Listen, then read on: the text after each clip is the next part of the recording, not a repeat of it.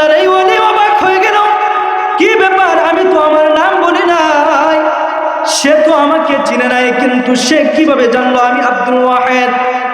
সে প্রশ্ন করে বললেন, হে দাসী মাইমুনা, আমি যে আব্দুল ওয়াহেদ তুমি কিভাবে বুঝতে পারলে?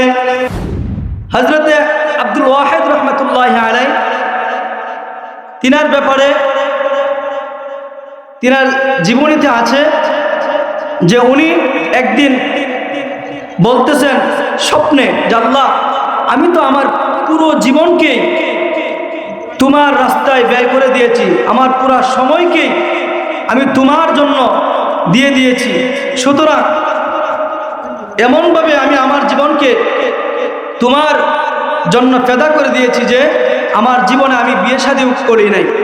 তো আমার মনে একটা বড় আফসোস, আমি যে দুনিয়ার থেকে যাওয়ার পর আপনি আমাকে জান্নাত দিবেন, কারণ স্বপ্নে সে তার জান্নাত দেখেছেন, এজন্য বলতেছেন আল্লাহ, আপনি যে জান্নাত আমাকে দিবেন, ওই জান্নাতে আমার সঙ্গী হিসাবে, আমার সাথী হিসাবে কাকে দিবেন, আমার বড় দেখার একটা ইচ্ছে। আল্লাহ তাআলার এই ওলির কথার জবাবে ফেরেশতার মাধ্যমে আল্লাহ তাআলা বলে দেন, ও আব্দুল ওয়াহিদ রহমাতুল্লাহি আলাইহি, শুনো,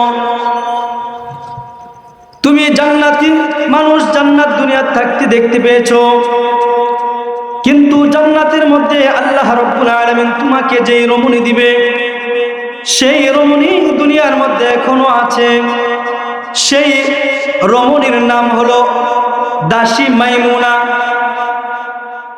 আল্লাহর এই ওলি ডাক দিয়া বলেন, সেই দাসী উম্মে মাইমুনা কোথায়? আমার দেখার বড় ইচ্ছা, কারণ আল্লাহ, আমি তো আমার জীবন সবটুকুই তোমার রাস্তায় ব্যয় করে দিয়েছি।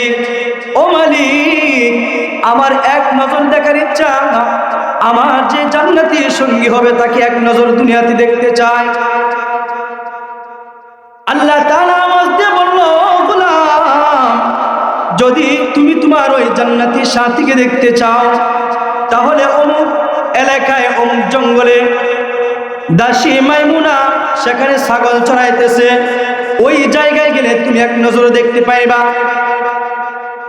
আল্লাহর ওলি সাধারণ কোন ওলি নয়, এই আল্লাহর ওলি আব্দুল ওয়াহিদ রাহমাতুল্লাহি আলাইহি, তিনি বলেন, আমি আমার জান্নাত দুনিয়ায় থাকতে বহুবার দেখেছি। যখনই আমি এই প্রশ্ন করলাম আমি আমার সঙ্গিনীকে দেখতে চাই, যখনই আমার সঙ্গিনীর সন্ধান পেলাম অমুক জায়গায় অমুক জঙ্গলে ছাগল চড়াইতেছে, আমি এক নজর দেখার জন্য আস্তে আস্তে করে তার দিকে রওনা হয়ে গেলাম। আল্লাহর এই ওলি যখন দাসী মাইমুনাকে দেখার জন্য যখন সেখানে চলে গেলেন, গিয়ে দেখতেছেন জায়নামাজ বিছাইয়া আল্লাহর এই ওলির সঙ্গিনী তার জান্নাতীর সাথী জান্নাতে বসে বসে মালিকের সঙ্গে কথা বলতেছে। বলেন সুবহানাল্লাহ। আব্দুল ওয়াহিদ রাহমাতুল্লাহি আলাইহি তিনি বলেন, আসসালামু আলাইকুম, হে মাইমুনা,